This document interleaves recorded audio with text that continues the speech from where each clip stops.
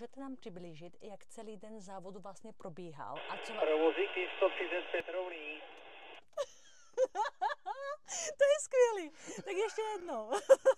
Tak Radku, jak vzpomínáte na loňské cesarské rodeo? Hele, ten loňský cestářský rodeo bylo fakt úplně parádní, vzpomínám na to strašně v dobrým a teď se vlastně koná další, bude se konat naše dálničářské rodeo a těším se na to úplně strašně. Tak Romane, jak vzpomínáte na loňské cesarské rodeo? Jo, vzpomínám na to velice pěkně, bylo to příjemně strávený 2 dny, dá se říct, nebo den a půl. Mm-hmm. Sice ten výsledek nebyl úplně to, že bych se s tím někde mohl chlubit, ale... Tam byl sypač, který jsme neznali absolutně ani jeden řidič, takže jsme se s tím museli prostě narychlo seznámit.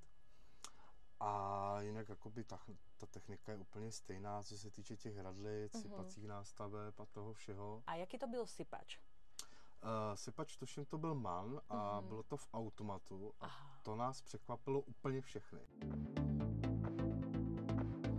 Největší výzvu, no spíš takový trošku zádrhel, protože se jednalo o odsouvání na přesnost, jak na vzdálenost auta, aby se nepřejelo jakoby pomyslně do zdí a pak ještě i se muselo napasovat celé auto trochu do zatáčky a vlastně hlídací jak radlici a tak i vlastně zrcátka, protože opravdu to tam bylo z obou stran na centimetry. No, ale nejhorší snad pro mě bylo, u čeho jsem se fakt opravdu zapotil, tak bylo vlastně posouvání těch barelů tou radlicí. Jo, protože vlastně, když se takhle podíváte, tak ono před auto nevidíte tak na 2 metry, plus ještě když tam máte tu radlici, to vám to prodlouží ještě o půl metru. A když máte posouvat barel na nějaké to určité místo, tak prostě nevidíte a jedete jenom odhadem. No, vidím v tom malinko rozdíl. Už jsem to tady zmiňoval, že vlastně tady to naše auto má o nápravu víc, takže je to delší a méně takový obratnější. Takže to by mohlo být výhoda, pokud to teda opravdu bude s našima autama.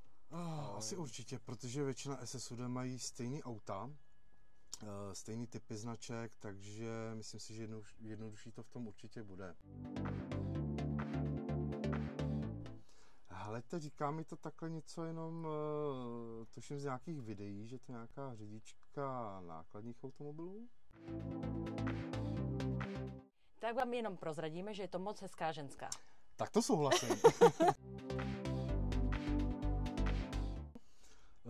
Typ nemám teda žádnej, ale určitě vyhrajete nejlepší.